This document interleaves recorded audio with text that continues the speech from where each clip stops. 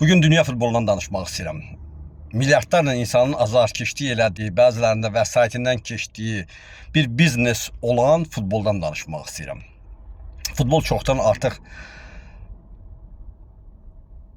öz oyununu itirib. Futbol artıq bir siyasətə çevrilib, futbol artıq bir biznesə çevrilib. Bəzi ölkələrin əlində, xüsusən də bizə dərs deyən, bizə demokratik dərs deməyə çalışan, dünyada haqq ədalətin bərpaçısı kimi çalışan ölkələrin əlində xüsusən.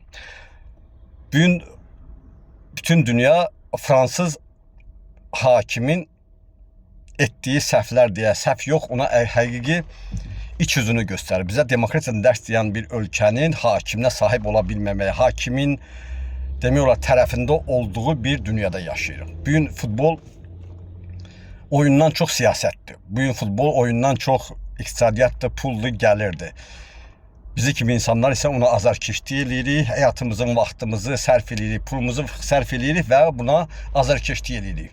Dünyada bizə dərs deyən, demokratiya dərsi deyən ölkənin arbitri isə öz əməlləri ilə dünyanın necə idarə olunduğunu göstərdi. Həmin hakim, arbitr əgər Misirli olsaydı necə olacaqdı vəziyyət? Baxın, özünüz fikirləşin. Bax, indi bizə dərs deyən, bizə həyat dərzi, bizə haqq ədaləti başa salmağa çalışan bir fransız dövləti var.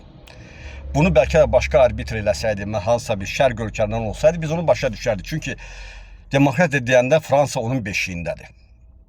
Və bu gün həmin fransız hakimin törətdiyi əməl və dünyada haqqın, ədalətin və demokratiyanın yalnız kiçik dövlətlərə, balaca xalqlara göstərə biləcəyi bir təzyiqdir. Baxın, heç bir məsuliyyəti yoxdur adam, amma budur.